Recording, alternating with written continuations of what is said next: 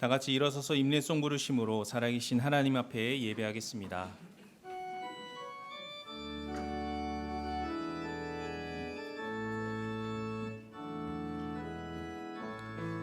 하늘의 문을 여소서, 이곳을 주목하소서.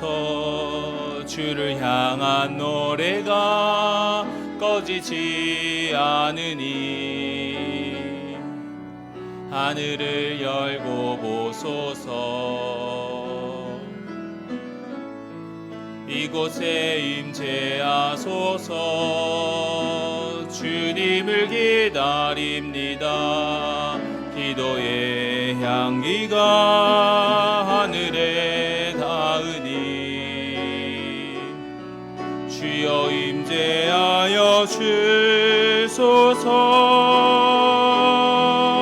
이곳에 오셔서 이곳에 앉으소서. 이곳에서 드리는 예배를 받으소서. 주님의 이름만이, 오직 주의 이름만 이곳에 있습니다. 우리를 창조하시고 또한 다스리시는 주님을 찬양합니다. 주님의 임재 앞에 온전히 주님만 경배하는 저희가 되게 하시고, 주님을 예배할 때에 크신 하나님의 자비와 은혜를 경험하며 주의 사랑을 입는 시간이 되게 하옵소서. 예수님의 이름으로 기도드립니다. 아멘.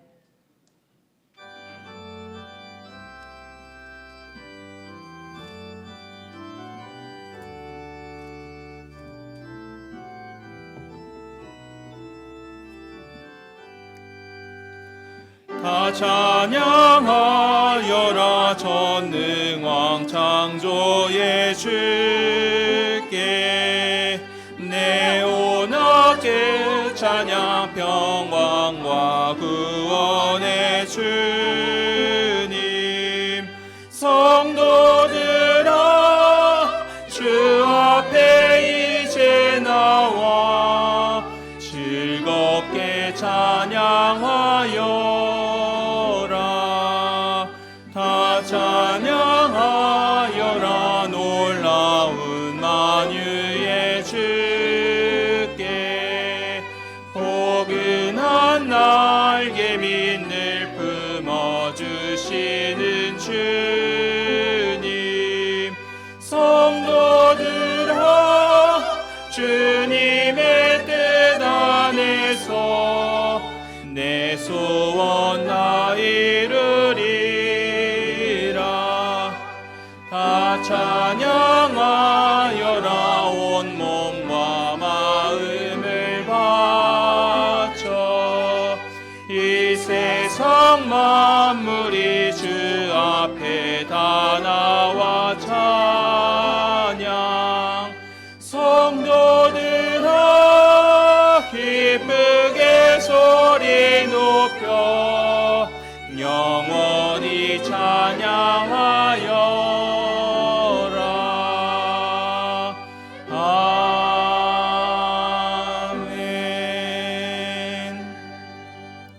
나는 전능하신 아버지 하나님 천지의 창조주를 믿습니다. 나는 그의 유일하신 아들 우리 주 예수 그리스도를 믿습니다.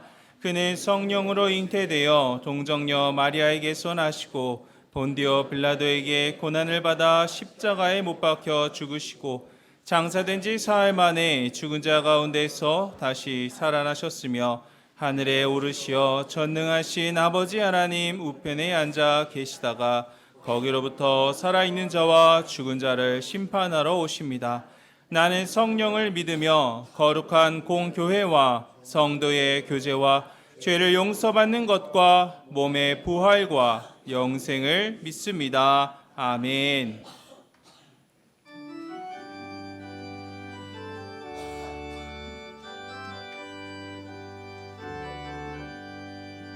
해산을 넘어 험곡에 가도 빛 가운데로 걸어가면 주께서 항상 지키시기로 약속한 말씀 변치 않네.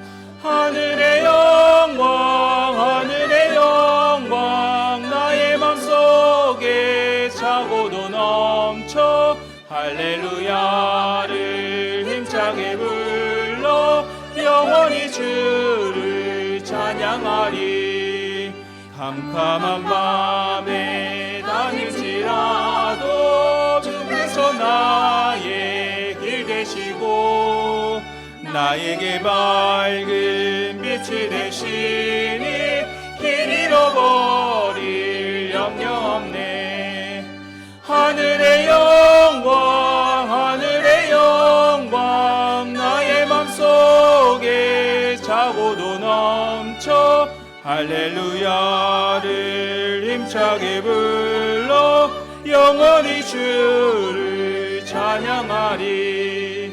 광명한 그 빛 마음의 바다 찬란한 천국 바라보고 할렐루야를 힘차게 불러 날마다 빛에 걸어가리. 하늘의 영광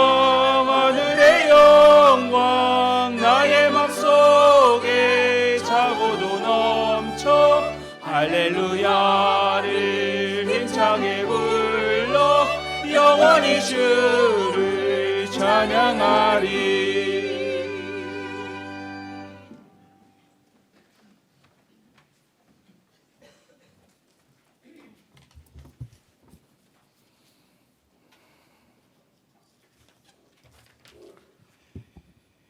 여호와를 경외하는 것이 지식의 근본이거늘 미련한 자는 지혜와 훈계를 멸시하느니라. 내 아들아, 네 아비의 훈계를 들으며 네 어미의 법을 떠나지 말라. 아멘. 생명과 사랑의 근원이 되시며 에덴의 가정을 창조하신 하나님 아버지, 자녀된 우리들에게도 가정을 허락하셔서 5월을 가정의 달로 지내게 하심을 감사합니다. 산으로 들로 다니지 않고 원근 각처에서 주님의 전에 모여 하나님께 경배와 찬양으로 예배하게 하시니 감사합니다. 우리가 범사에 감사하며 피로 사신 구원의 열매를 소망하며 오로지 하나님만을 바라며 감사로 드리는 산제사를 하나님이시여 받아주시고 이 예배에 성령으로 임재하여 주시옵소서. 하나님, 우리들의 가정이 기도하는 가정이 되게 하시고 말씀으로 하나 되는 가정이 되게 하시며 예배하는 가정이 되게 하여 주시옵소서. 예배를 통해 하나님을 만나며 주님의 뜻을 깨닫고 순종하게 하시고 하나님을 더욱 의지하며 하나님을 향한 사랑을 고백하는 가정이 되도록 인도하여 주시옵소서.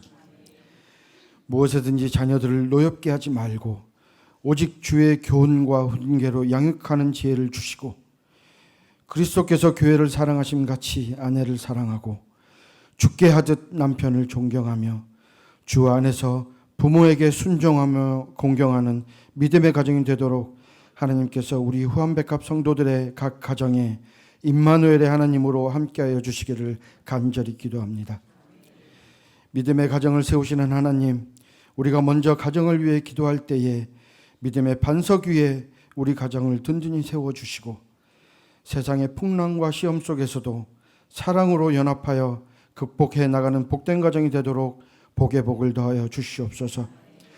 믿지 않는 이웃들에게 예수 그리스도의 향기를 드러내는 믿음의 가정이 되게 하시며 일가 친척들에게 살아계신 하나님의 영광을 나타내는 복된 가정이 되게 하여 주시옵소서. 먼저 하나님의 나라와 의를 구하는 우리 가정에 필요하고 있어야 할 것들을 채워주시고 부모님들의 건강을 지켜주시고 자녀들에게 지혜와 형통의 은혜를 허락하여 주시옵소서. 고아들과 나그네의 위로자가 되시는 하나님, 가정의 달인 5월에 가족이 없어 외로운 이웃들을 위로해 주시고 그들과 함께하여 주시옵소서. 자녀가 없거나 자녀와 왕래하지 못하는 홀로 계신 어른들을 찾아가 주시고 그들의 위로자가 되어 주시옵소서. 이런저런 이유로 혼자 살아가는 가정들의 보호자가 되어 주셔서 외롭거나 고독하지 않도록 임마누엘 하여 주시옵소서. 모든 외로운 심령들이 아바 아버지가 되시는 하나님을 통하여 힘을 얻고 형통함을 얻도록 은혜를 내려 주시옵소서. 주님, 여러 모양으로 고통받는 성도들이 있습니다. 몸이 병약할 때 세상의 명의를 구하고 의지하는 것은 인간의 생각이지만 먼저 예수 그리스도를 의지하게 하옵소서. 생활이 궁궁할 때 주변에 도와줄 일을 찾는 것도 우리의 나약함이 근원이지만 사람을 의지하기보다 먼저 예수 그리스도를 의지하게 하옵소서. 주는 그리스도시요 살아계신 하나님의 아들이시니다라는 베드로의 고백처럼 세상의 그 어느 무엇보다도 우리가 먼저 하나님을 의뢰하는 믿음을 갖도록 은총을 주시옵고, 우리의 죄를 인하여 예수 십자가에 달리심으로 우리를 구원하여 하나님의 자녀가 되는 권세를 주신 믿음을 가지고 예수 그리스도의 이름으로 먼저 기도하는 은총을 허락하여 주시옵소서. 오늘 주시는 말씀이 선포될 때에 하나님의 음성만 들리게 하여 주시고 성령의 감화와 감동이 있어 예배자로서 새로운 은혜가 임하도록 모든 성도들과 함께하여 주시옵소서. 예배를 준비하는 자들과 예배의 순서를 맡은 자들과 어디에 있든지 예배하는 모든 자들에게 하나님의 동일한 은혜로 함께하여 주시기를 간절히 원하오며, 이 모든 말씀을 사랑하는 자들아 너희가 서로 사랑하라 가르치신 예수 그리스도의 이름으로 간절히 기도드립니다. 아멘.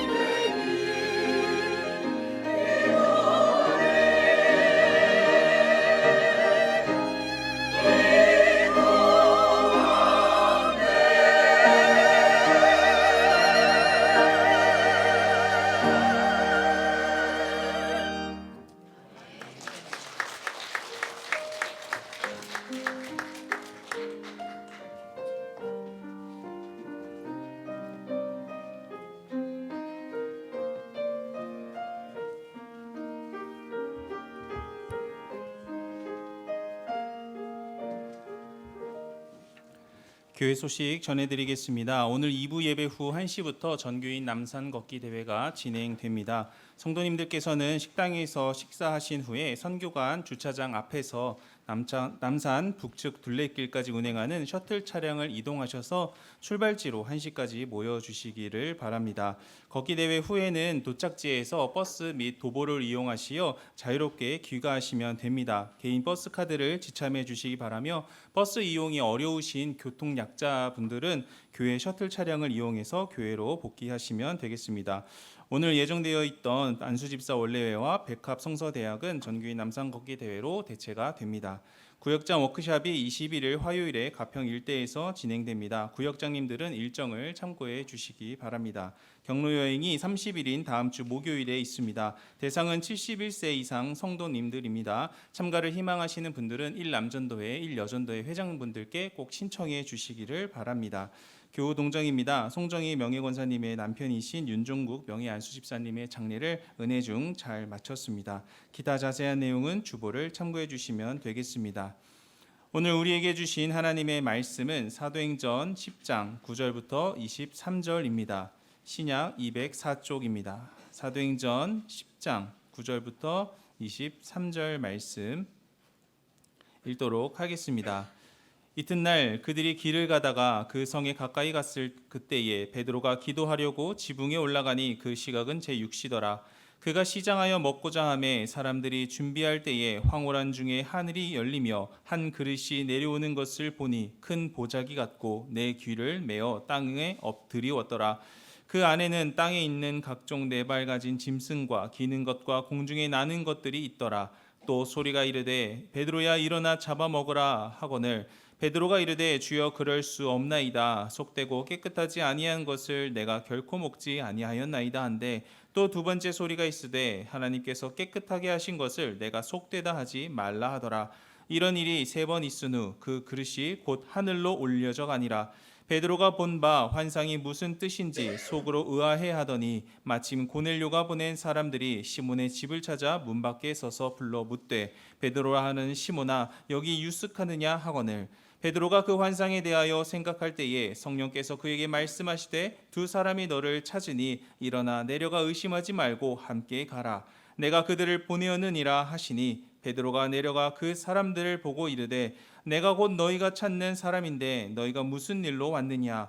그들이 대답하되 백부장 고넬료는 의인이요 하나님을 경외하는 사람이라. 유대 온 족속이 칭찬하더니 그가 거룩한 천사의 지시를 받아 당신을 그 집으로 청하여 말을 들으려 하느니라 한데 베드로가 불러들여 유숙하게 하니라. 아멘. 다 같이 일어서서 마음과 정성 다해 준비하신 예물 하나님께 봉헌하겠습니다.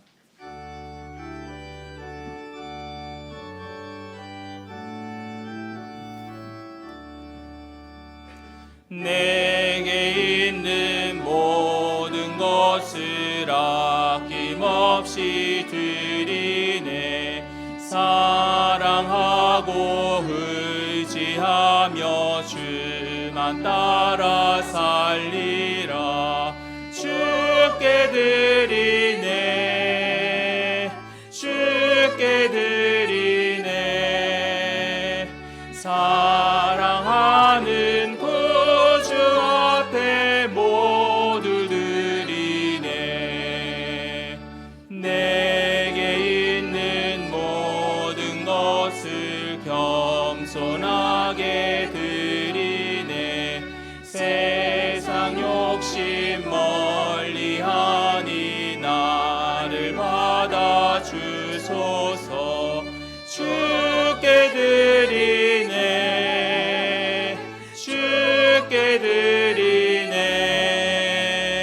사랑하는 구주 앞에 모두 드리네.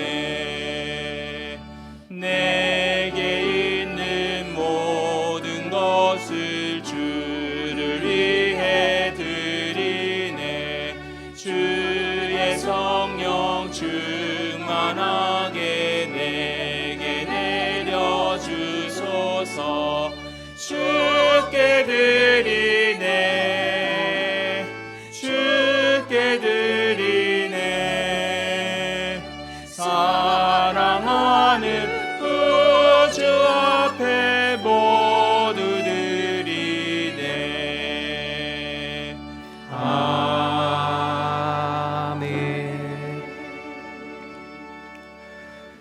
하나님 감사합니다. 한 주간 저희들과 함께 해주시고 또 삶의 현장에서 주님과 동행하는 삶 살다가 또 새로운 한 주간을 시작하면서 우리 다 같이 예배당에 모여서 주님을 기뻐하며 예배하게 하시니 감사합니다.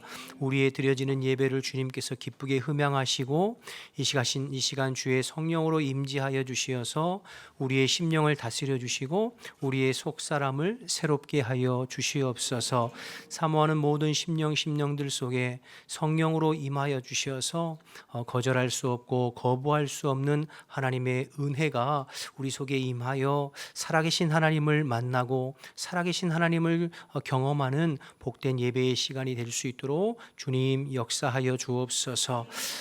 우리의 마음과 정성을 다해 예물 올려 드리오니 주님 기쁘게 받으시고 이 예물이 닿는 곳마다 하나님 나라와 복음을 위해서 쓰임 받게 하시고 예물 드린 손길들의 삶과 가정과 생업을 복 주셔서 하나님 삶에 부족함이 없도록 부족하여 꾸는 인생이 아니라 넘쳐서 나누어 주는 인생으로 살아갈 수 있도록 주님 은혜를 베풀어 주옵소서. 연약한 지체들 주님께서 찾아가 주시어 치료하시고 회복시켜 주시고 특별히 5월 가정의 달을 맞이해서 모든 성도들의 가정마다 예수로 하나 되고 예수님만 섬기고 예수 안에 사랑이 넘치는 복된 가정이 될 수 있도록 도와주옵소서. 이 시간 말씀 나눌 때에 성령이 교회에게 하시는 말씀이 증거되게 하시고 말씀을 통해 위로할 심령을 위로하시고 책망할 심령을 책망하시어 주의 말씀으로 변화되는 저희들 되게 도와주옵소서. 방해하는 사단은 예수의 이름으로 떠나가고 성령님께서 처음부터 끝까지 함께 하실 줄 믿고 예수님 이름으로 기도드립니다. 아멘. 자리에 앉겠습니다. 우리 옆에 분들하고 인사할 때 주 안에서 한 주간 평안하셨습니까? 인사하겠습니다.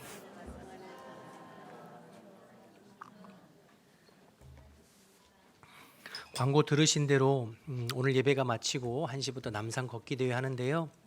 목적은 딱 하나입니다. 이제 5월 가정의 달을 맞이했으니까 우리 성도들 가족들끼리 또 기관별로 구역별로 3, 3, 5 남산 한번 걸으면서 교제하고 또 친교하자는 거죠.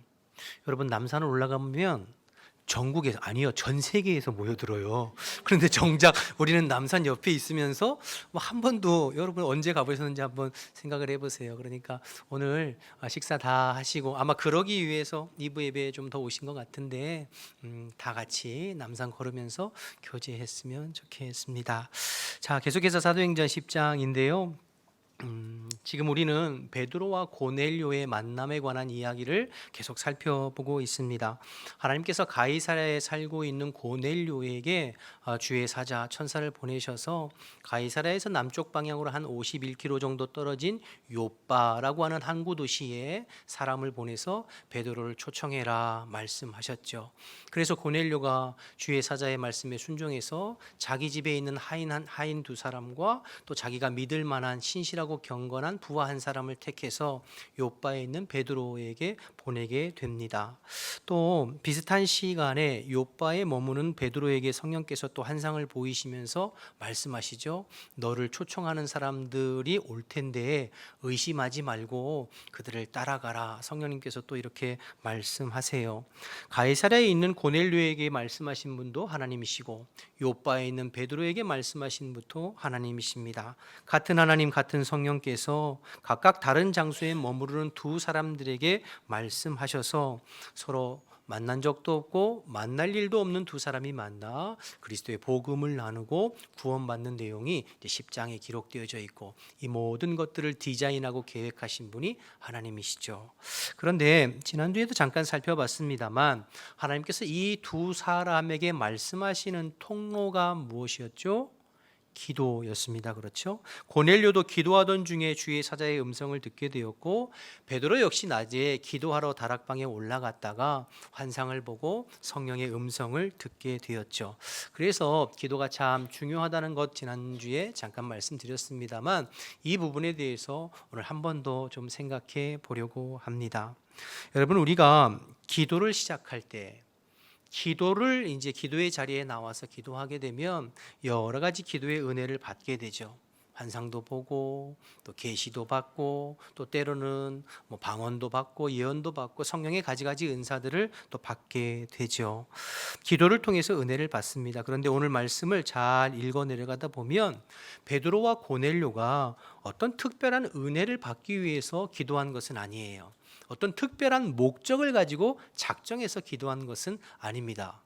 평소에 그들이 시간을 정해놓고 늘 하던 대로 기도하던 중에 환상도 보고 성령의 음성도 듣게 되는 것이죠.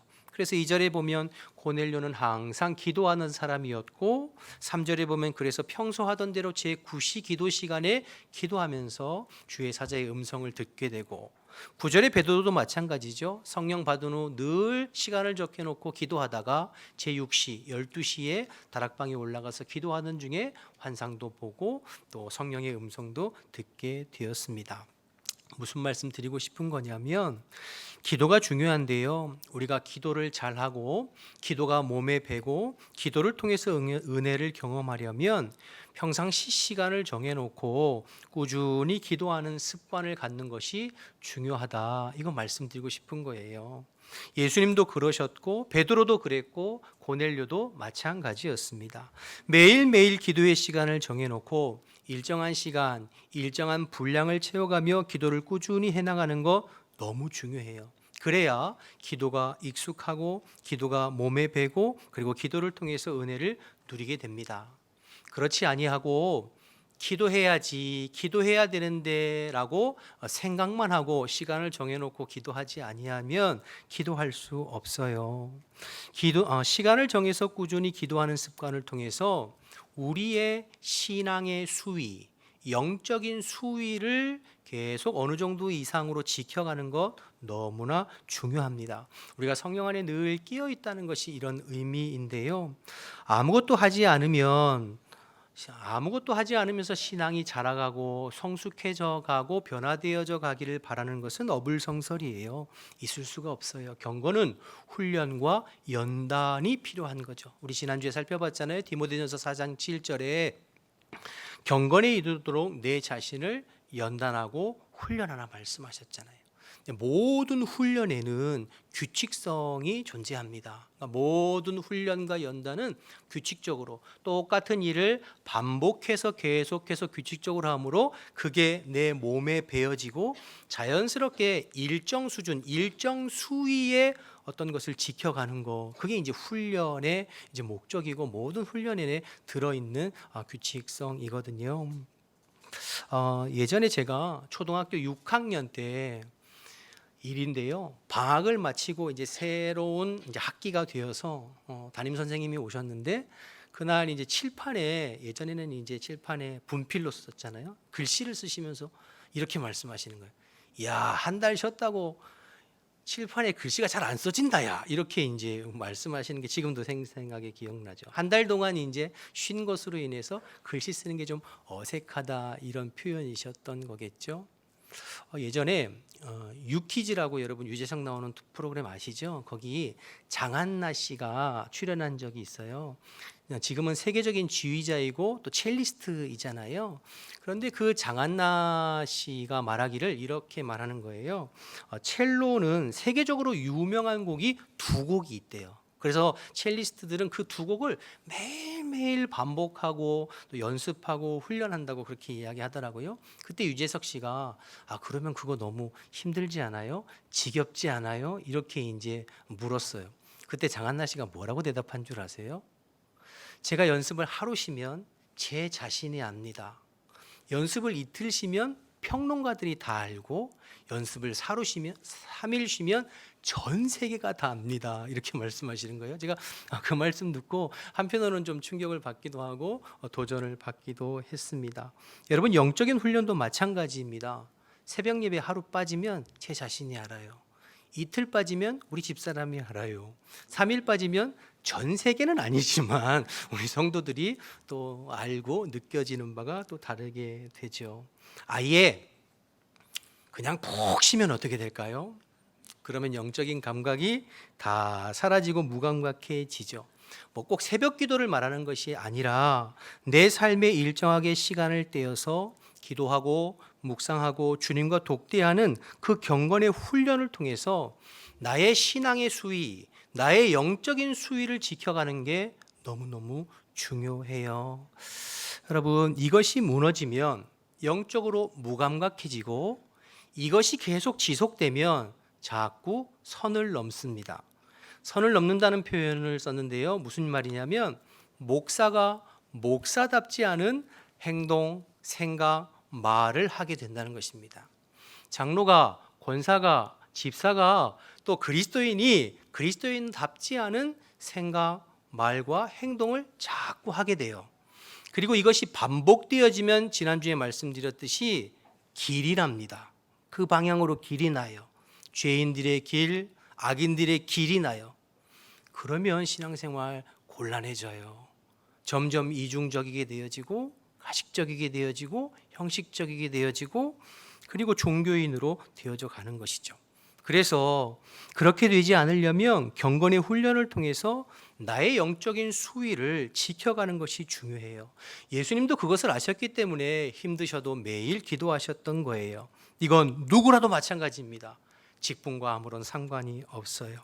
여러분, 우리 한국교회 믿음의 선진들이 참 지혜로우셨던 것은 우리 한국교회는 주일 성수를 목숨처럼 여겼었거든요. 코로나에 그거 다 무너졌잖아요. 근데 여러분, 매주 반복해서 예배당에 나와서 함께 예배를 드리는 사람과 그렇지 않고 뜨문뜨문 드리는 영적 수위를 지켜가는 게 다른 거죠. 그런데 일주일에 주일 예배 한 번 드리는 것으로 사실 우리의 신앙과 믿음 지키기가 쉽지 않잖아요. 그래서 매일 새벽 예배를 시작한 거고 일주일의 가장 중간인 수요일 저녁에 혼자서는 힘드니까 함께 모여서 기도하면서 우리의 신앙의 수위를 지켜간 것이고 주중에 구역별로 가정에 모여서 함께 기도하고 격려하면서 우리의 신앙의 수위가 영적인 수위가 떨어지지 않도록 힘썼던 거예요. 이것을 무슨 새벽 예배를 나와야 수요 예배를 나왔느냐 안 나왔느냐는 어떤 율법적인 기준으로 얘기한 것이 아니라 우리가 함께 우리의 믿음의 수준, 신앙의 수준, 영의 수위를 일정 수준 유지해 가는 것이 너무너무 중요한 것이기 때문이죠. 그래서 당장 유익이 없는 것 같아도 꾸준히 기도하고 꾸준히 경건을 훈련하는 것은 너무나 중요해요. 여러분, 사실은 여러분 우리의 신앙의 승패가 여기에 달려 있어요. 매일 새벽 예배한다고 새벽마다 무슨 환상을 보고 음성을 듣고 영적인 깊은 체험하는 것은 아니에요. 어느 날은 자다 졸다 1시간 내내 꾸벅꾸벅 졸다 갈 날이 있고 어느 날은 뭐 내가 무슨 지금 기도를 하는 건지 중원본 했던 말도 하고 했던 말도 하고 그러면서 그냥 1시간 있다 가기도 해요. 그러나 그럼에도 불구하고 꾸준히 자리를 지켜가야 합니다. 그래서 우리의 영적인 수위를 어느 정도 선 이상으로 유지하고 있어야 돼요. 그러면 때를 따라 하나님께서 생각지도 않은 때 생각지도 않은 방법으로 은혜를 주세요. 그리고 우리의 삶을 이끌어 가세요. 여러분, 지난주 금요일 붕어빵 전도 때 있었던 일인데요. 평소와 똑같이 모여서 찬양하고 기도하는 시간이었어요. 그런데 그때 내 안에 가장 귀한 것 예수를 알미라, 이 찬양 박 목사님이 이제 인도했거든요.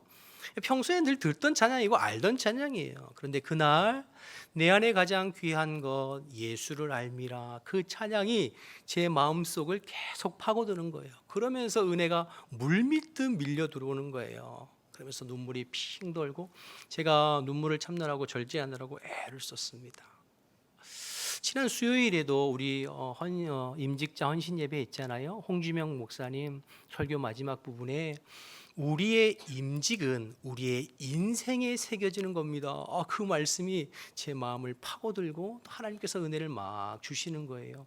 원래는 박 목사님이 이제 올라오셔서 기도 몇 번 하고 이제 마무리하는 거였는데 성령께서 제 마음 가운데 내가 올라가서 우리 임직자들과 뜨겁게 기도하고 우리 임직 받으신 분들을 축복하고 마무리해야 되겠다, 이런 마음 주셔서 이제 올라왔던 거거든요. 여러분, 은혜는 하나님이 주시는 거예요. 제가 뭐 노력한다고 은혜 받는 게 아니에요. 그런데 어떤 사람에게 은혜를 부어주시냐면 우리의 영이 늘 깨어 우리의 안테나를 주님께 고정하고 늘 주님께 엎드리고 사모하고 갈망할 때 생각지도 않은 뜻밖의 거절할 수 없고 거부할 수 없는 은혜로 우리에게 찾아오시고 우리의 심령을 새롭게 하시고 우리에게 은혜 베풀어 주시는 줄로 믿습니다. 여러분, 오늘 고넬료와 베드로가 무엇을 얻기 위해 기도한 것 아니에요. 어떤 목적이 있어서 기도의 자리를 찾은 것도 아니에요. 환상 보여주실 거니까 그것 때문에 기도한 것도 아니에요.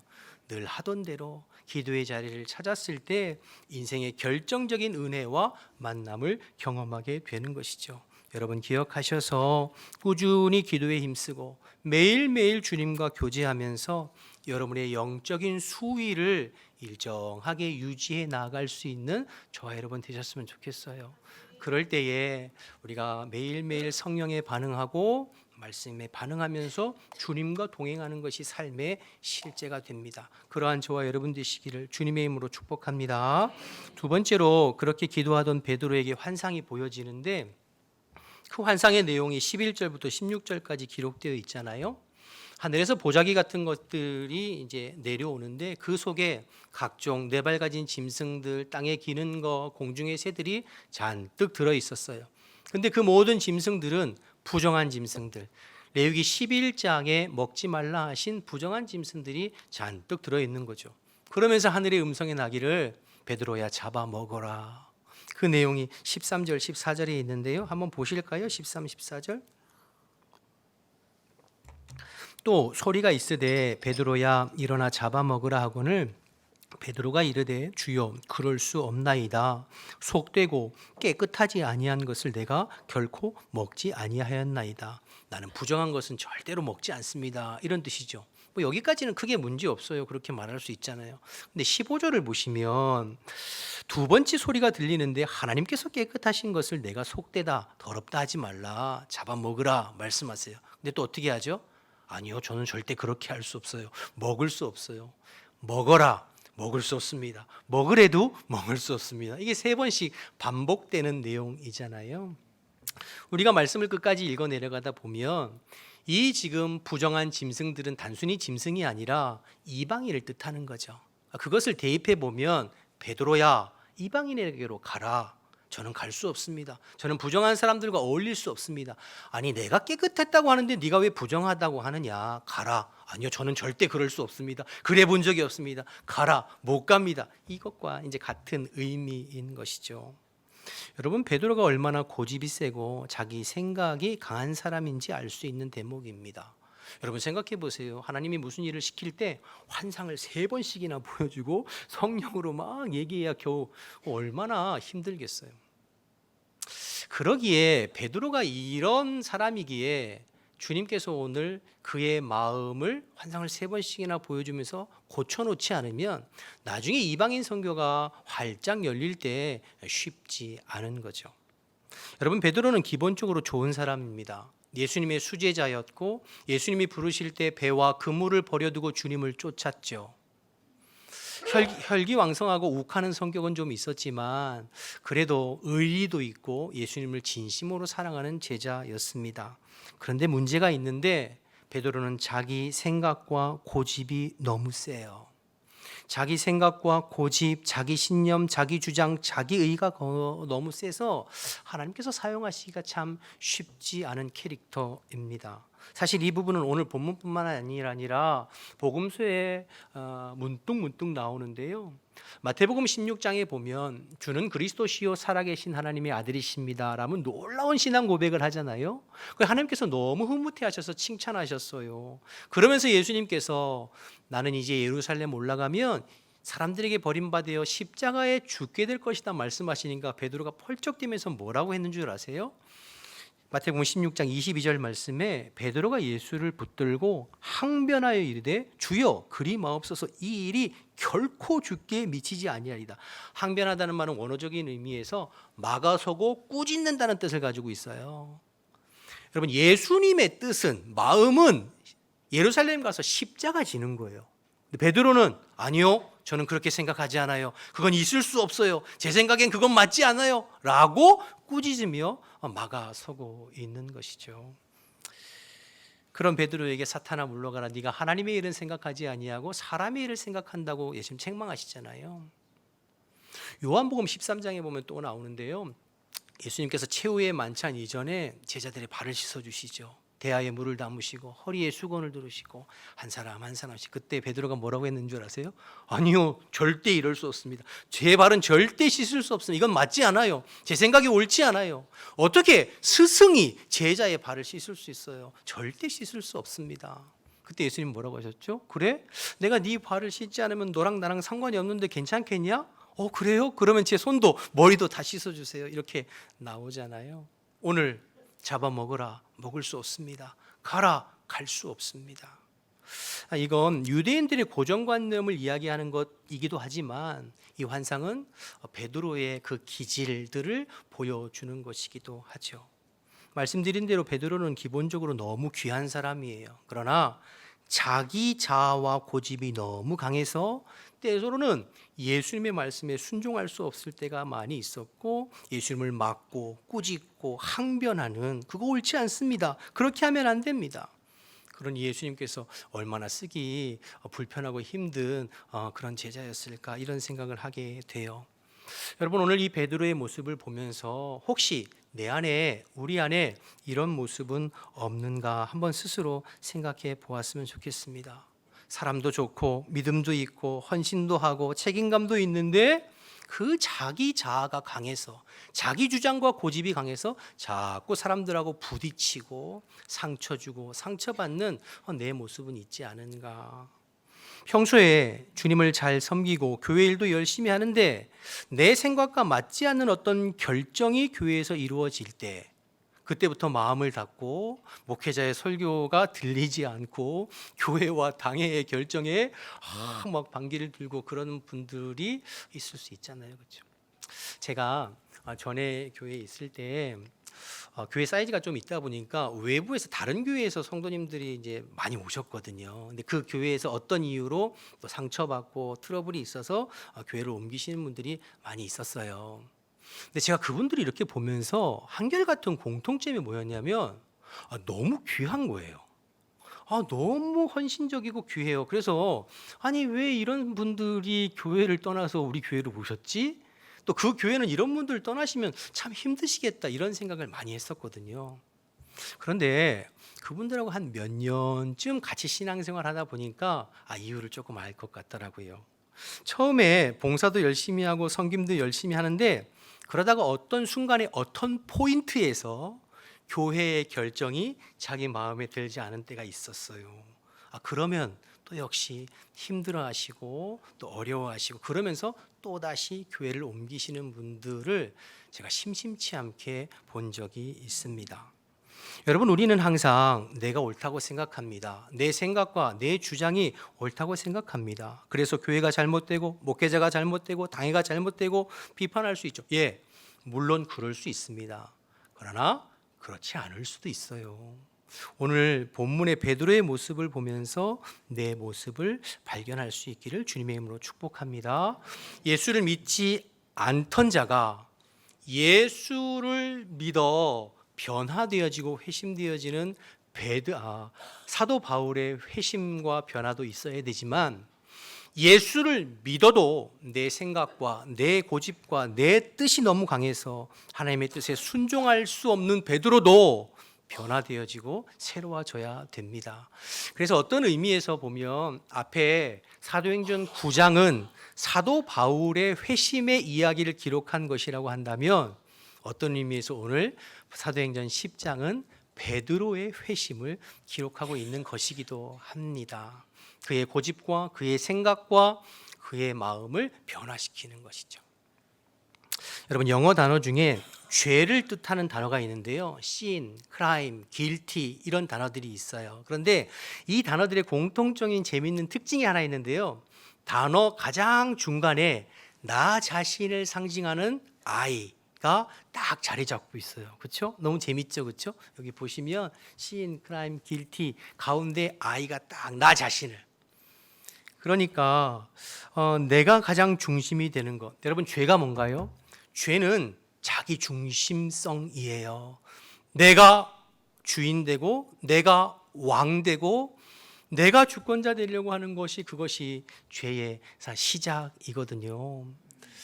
세상에서는 이걸 죄라고 여기지 않죠. 오히려 마땅하고 당연하다고 여기죠. 그러나 하나님의 말씀은 하나님을 몰아내고 내가 내 인생의 주인이 되고 주권자가 되는 자기 중심성이 강해지는 것이 이제 죄예요. 여러분, 세상의 죄가 관영해져 가는 시대가 되면 될수록 뭐가 강해지냐면 사람들 마음에 자기 중심성이 강해집니다. 자아가 커져요. 그래서 누구의 말도 듣지 않습니다. 누구의 말도 듣지 않고 자기 자신이 자기 자신의 생각과 주장과 자기 자신의 말이 제일 커지는 자기 중심성.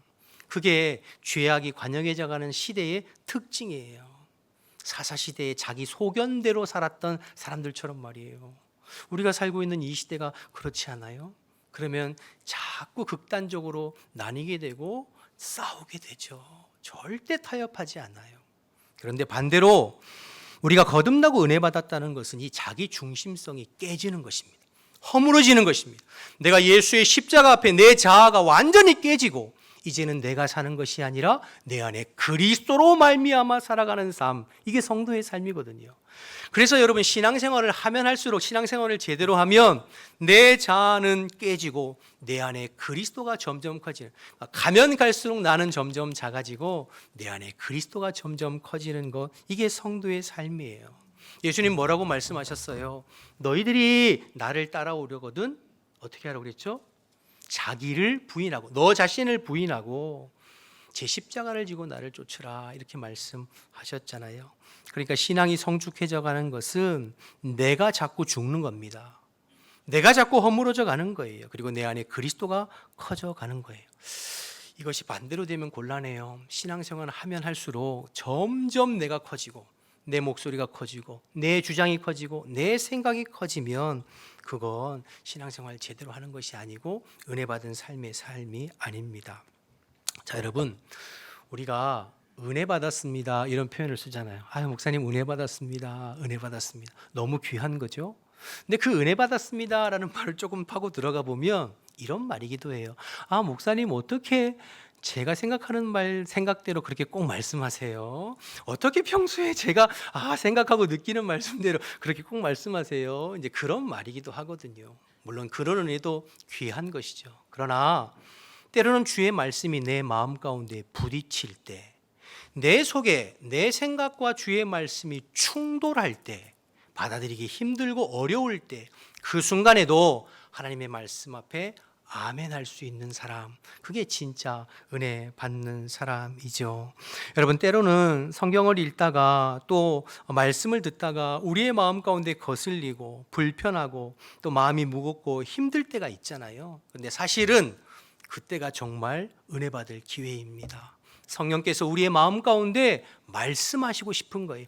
오늘 베드로를 변화시키기를 원하시는 주님께서 우리의 마음을 변화시키고 새롭게 하기를 원하시는 거죠.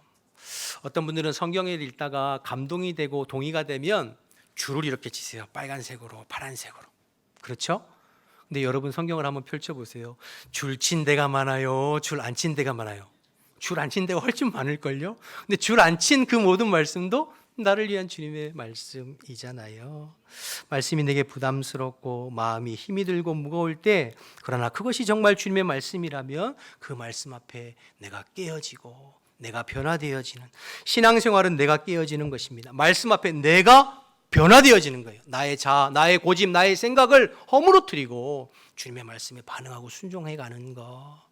그런데 나는 절대 변할 마음이 없고 말씀을 즐기고 소비하고 내 입맛에 맞는 말씀만 받아들이려고 하면, 그렇게 자꾸 말씀을 수단 삼으면, 그런 신앙생활이 오래 지속되면 어떤 결과가 있냐면 교회를 다니는데 더 고집이 세져요. 신앙생활을 하는데 더 사람들에게 악하게 보일 수가 있어요. 그런 모습이 우리 한국에 참 많이 있잖아요. 바라기는 주의 말씀 앞에 내가 깨지고 내가 변화되어지고 내가 순종하는 은혜 있기를 주님의 이름으로 축복합니다. 한 가지만 더 좀 생각해 보면요, 15절 말씀을 좀 보실까요? 15절 함께 읽어볼까요? 시작.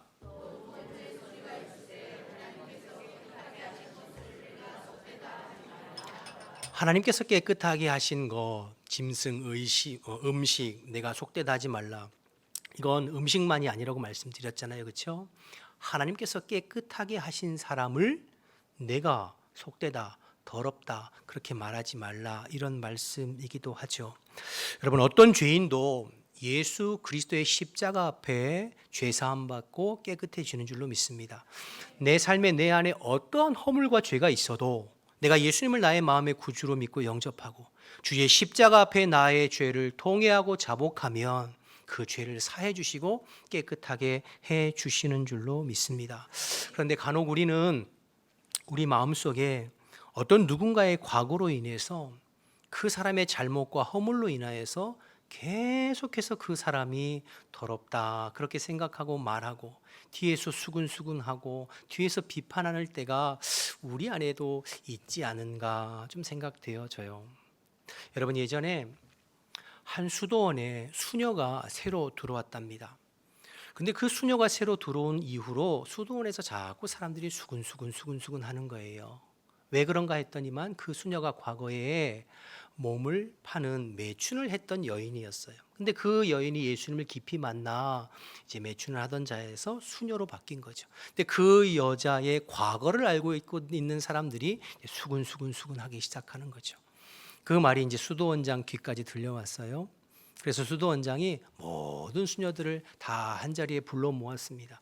그리고 하는 말이 주머니를 하나씩 나눠주면서 여러분들이 그 주머니에 밖에 나가서 작은 돌들을 담을 수 있을 만큼 담아오세요, 이렇게 시켰답니다. 그리고 과거에 그 매춘을 했던 그 수녀에게는 당신은 당신이 가지고 올 수 있는 가장 큰 돌을 하나 가지고 오세요. 그래서 사람들이 그 주머니에 때로는 20개씩 30개씩 작은 돌들을 담아왔고 또 이 여인은 수도원 앞에 있는 큰 돌을 하나 이제 가지고 왔다는 거죠. 다시 다 모였습니다. 그때 수도원 원장이 하는 말이, 자, 이제 여러분들이 가지고 온 돌을 다시 그 자리에 갖다 놓으세요, 이렇게 말했다는 거예요. 큰 돌을 가지고 온 그 여인은 어디서 내가 가져왔는지 딱 제자리에 갖다 놓을 수 있었지만 그 작은 돌을 주순 사람들은 이게 어디서부터 왔는지 어디서 주웠는지 알지 못해서 어쩔 줄 몰라 했다는 것이죠. 여러분, 무슨 말을 하고 싶은지 감이 오시죠? 여러분, 하나님 앞에 큰 죄나 작은 죄나 다 똑같이 죄예요. 우리는 살인이나 강도 같은 그런 큰 죄는 여러분 짓고 살지 않을지도 몰라요. 그러나 우리가 생각지도 못한 수많은 죄들을 짓고 살잖아요. 그런데 예수님께서 십자가에서 피 흘려 주심으로 우리의 큰 죄든 작은 죄든 다 도말하고 사해 주신 줄로 믿습니다. 나도 기억하지도 못하는 수많은 작은 죄를 주님 앞에 사함 받았으면서 나보다 더 조금 잘못했다고, 과거에 허물 조금 있다고 늘 그것 가지고 뒤에서 뒷담화하고 수근수근하고 한다면 얼마나 어리석어요.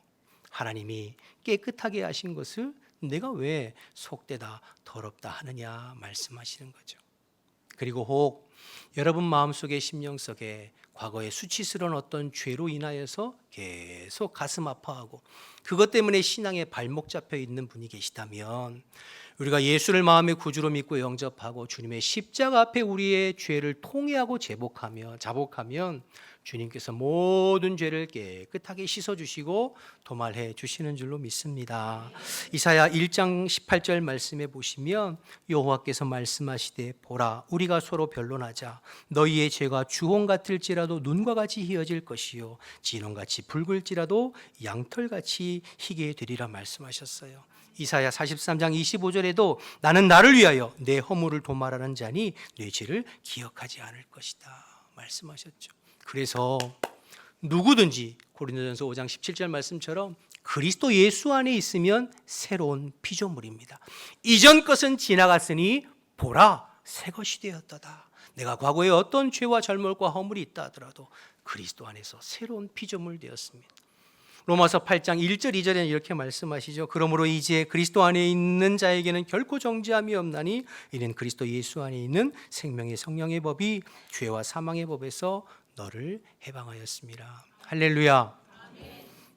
예수님의 십자가의 피로 우리의 모든 죄가 해결될 줄로 믿습니다. 뿐만 아니라 내 죄뿐만 아니라 내 곁에 있는 지체들의 죄도 주님께서 사해 주셨어요.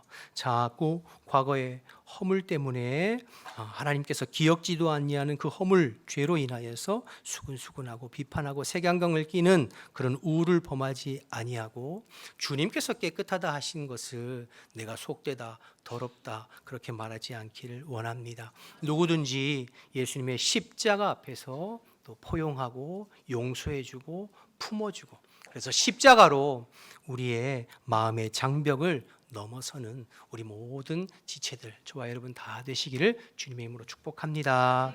우리 다 같이 일어나셔서 찬양하고 기도하겠습니다.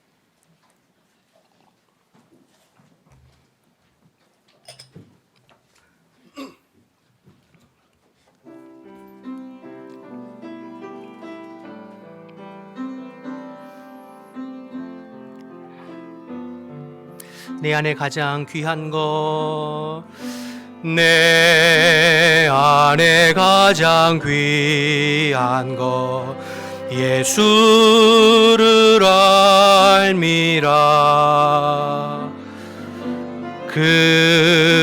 금은보다 더 귀한 것, 예수를 알미. 세상 지식보다 귀한 것, 세상 지식보다 귀한 것, 예수를 알미라. 내 안에 가장 귀한 것, 예수를 알미라. 예수의 이름, 예수의